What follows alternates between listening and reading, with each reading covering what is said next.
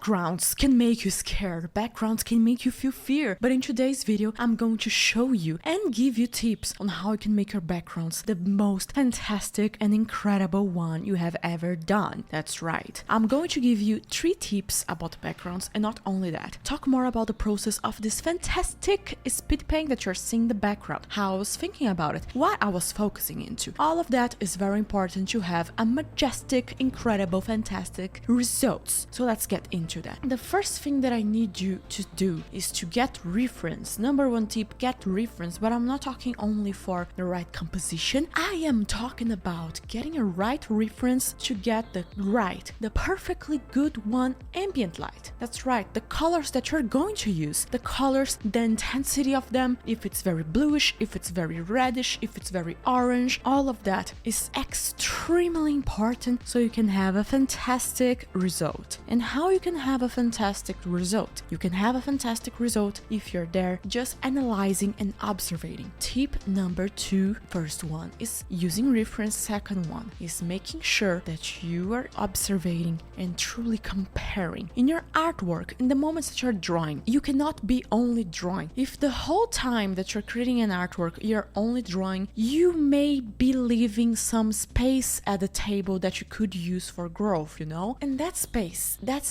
would be you truly doing nothing, stopping to draw, stop it, and just analyze. Analyze what is happening to your artwork. Analyze what is happening to your reference. Analyze if it could change, if it could become something better. Because I was working on many pieces that had crazy backgrounds and crazy compositions, just like this one you're seeing right now, which looks very fantastic and natural and chill. You know, our eyes tend to troll us a lot, and by doing that, our eyes are thinking, nah, it's good, nah, we already did everything we could, and our brain gets in the chat, get in the talk, in the call, you know, and says, nah, yeah, we did everything. They are trolling us. They are trying to work up against us. So what we must do? That's right, we must believe that there is something that we can do that we have never ever done, and that is possible to help us improve our artwork and make it something much, much better. And probably, mostly, mainly, always there is a way to make it much, much better. So what can I tell you about it? Once you set your vision, the way you see things to, okay, I may not know how to improve, but I am certain there is a way. It's the same as if you are lost in a forest, but you know that once, at least one time, you're going to find the right path and get yourself through those woods. Thinking that same logic, at least you have hope, because it's so important to have hope while you're drawing. Because if you don't, the chances of you self-sabotaging and just going like, nah, this look bad, yeah, everything is horrible, and I'm never going to grow. The chances of you doing that and truly having a harder time to truly improve is going to be much, much higher. So what I can tell to you right now as tip number 3, while you believe that there is a way, keep on searching for that way. And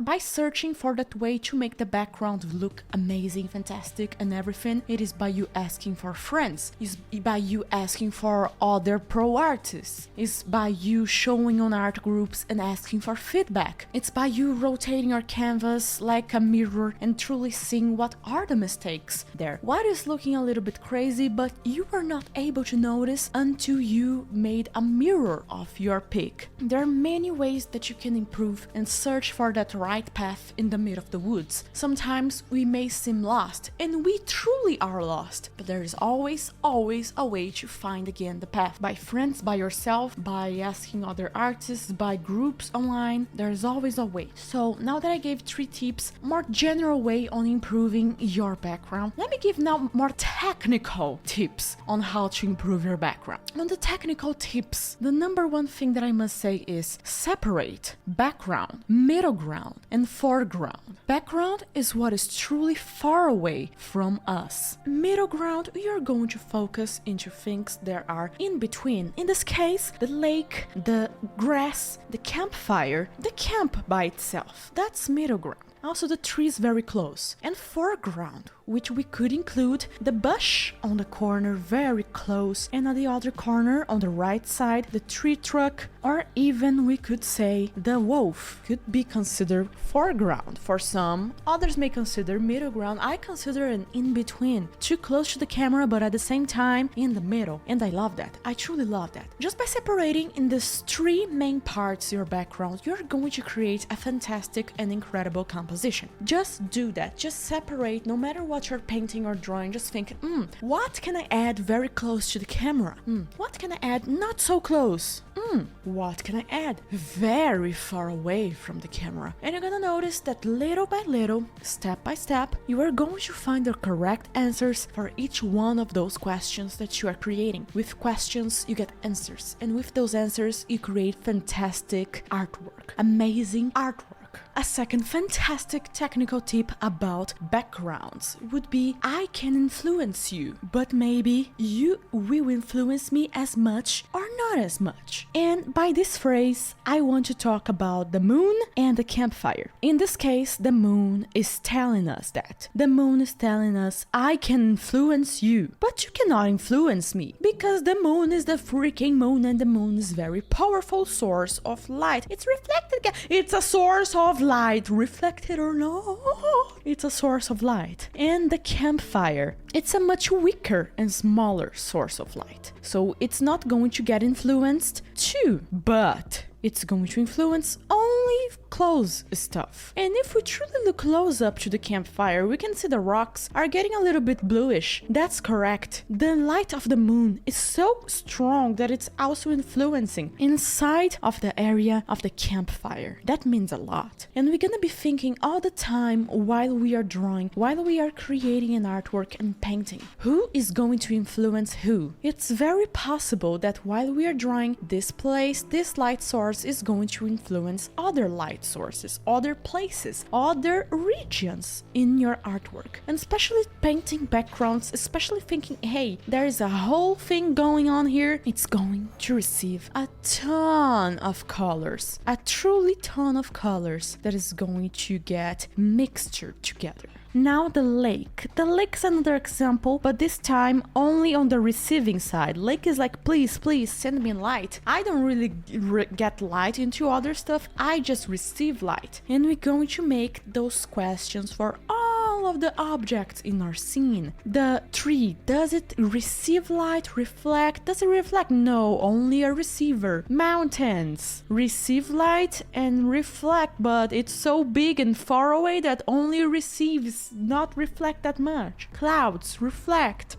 Grass receives a lot of light. Very rare for grass to be, holy freak, I cannot imagine grass reflecting light. Like, I mean, it does reflect, everything reflects almost, but not that strong. So keep in mind that everything is going to have a certain amount of influence into other stuff. That's very important to keep into our minds while we are drawing, because this means our drawing can become much better and look inclusive of everything going on inside. That's right, if you want to make a background, it's important to understand that everything is working together for a certain objective, and you are the captain of this ship and you are going to choose what is that main objective. In the case of this pic, the main objective was to be a cozy and chill scene. Everything is very relaxing, everything is very harmonious. I wanted to keep that in my mind, and so I painted everything always focused into is this truly giving me the emotion of peace? Is this truly showing me, oh yeah, this is fine, this is good? Because that's the whole objective here. Champs, I hope you truly enjoy it, this painting, because I enjoy it so much. Like, I can say this is for sure one of my favorite paintings of this year. Talking a little bit more about it is that I love it making the mountains. Like, the mountains was my favorite part of the whole drawing. I just love snow. That's something that I don't really get asked a lot to be drawing, and I love snow. I just love snow. Have I ever touched snow? No, but I do love ice baths, so I love snow. Snow is nice. Snow is very nice. I just love how it interacts with the rocks and the whole ambient light and everything. It looks so peaceful and so gentle and nice. I love snow. Snow is cool. Snow is very nice. Grass, I also enjoyed so much doing the blades of the leaves I used a lot of texture from a brush pack that I have from Devin Eli Kurtz. I hope I pronounced it correctly. It's a free brush pack that anyone can get. All the brushes that I use are for free. Anyone can find online, by the way. Campfire amazing. Wolf just chilling. Yeah, for sure, one of my main favorite artworks of the year, because I love peaceful artworks and I like the state of being peaceful. I know that's crazy, me, someone crazy loving peace, yeah. Champs, if you want to learn to draw with me just like this artwork, this is your call to get into my art platform, link in the description, or just check it out. Just see if it's for you, if you want to learn even more art with me. Thank you very much for your time. I truly appreciate it, and I'll be seeing you in the next one. Bye bye, champ. All the love, all the peace. You're amazing.